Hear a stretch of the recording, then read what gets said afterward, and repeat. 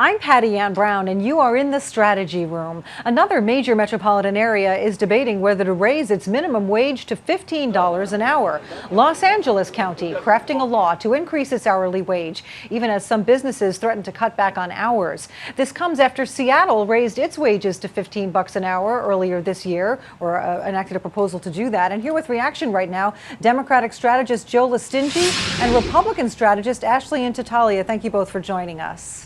Thanks for having us. So the goal here is to lift the working poor into the middle class and to reduce income inequality.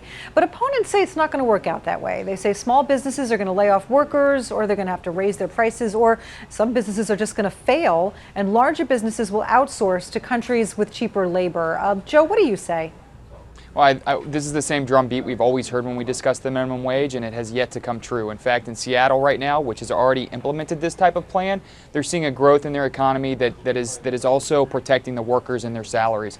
We need to talk about, and the way this debate needs to go down is about the workers and the quality of the work that they do. For 2 generations, we've seen productivity of the American worker double, yet the pay for that worker has not matched that. And it's time that we brought the minimum wage up to where it needs to be based on the production of our workforce. And this is the first step. Seattle led the way, LA is going to follow, and eventually the country's going to come along too. All right, the proposal in LA County is to increase to 15 by 2020. As Joe said, Seattle and San Francisco already doing this. The federal minimum wage, $7.25 an hour. Some critics say, Ashley, that almost doubling it to 15 in 5 years is too much too fast. What do you say about that?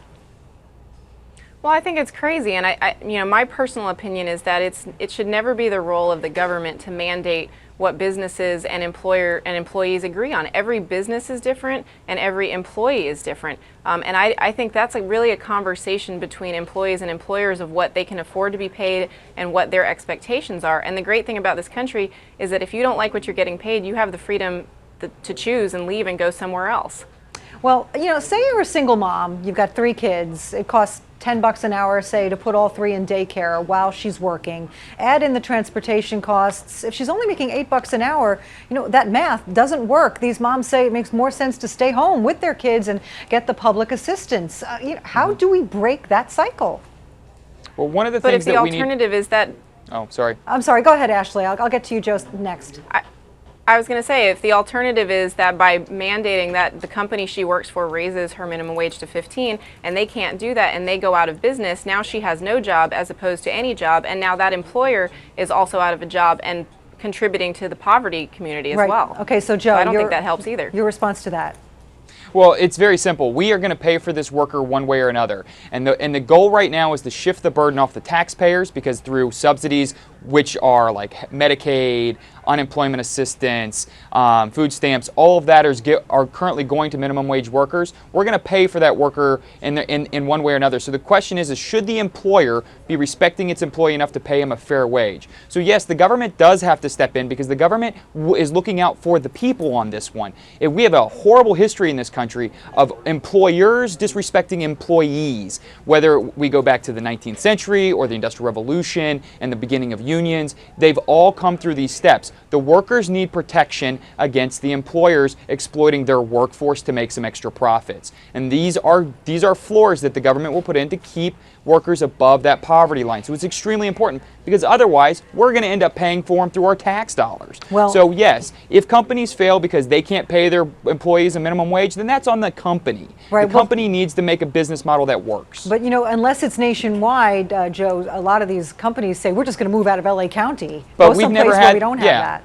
But we've never had that issue, and Seattle's not currently seeing that right now. And don't forget, we've raised the minimum wage many times. In fact, when the minimum wage was instituted, if you adjusted for inflation, we'd be at well over $10 right now. So to make these claims that we've had in the past, they just never come to fruition. They do in theory, but in practice, it never works, because money gets plugged back into the economy by these workers. Okay, Ashley, last word.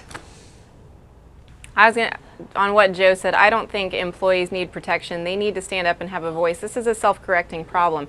The power lies within the employees. If they're not happy with what they're being paid, they can quit and go somewhere else. And if enough people do that, those businesses will go out of business on their own, or they will correct their own wage problems. You do not need government getting involved in this. You do not need people who have, in many cases, never run a business or had to balance a checkbook for a company telling businesses what they should and shouldn't do. All right, we're going to leave it there. Joe Lestingi, Ashley Intartaglia, thank you both for joining us. Thanks, And you Dennis. can check out foxnews.com for more on this developing story. I'm Patty Ann Brown. Thanks for watching.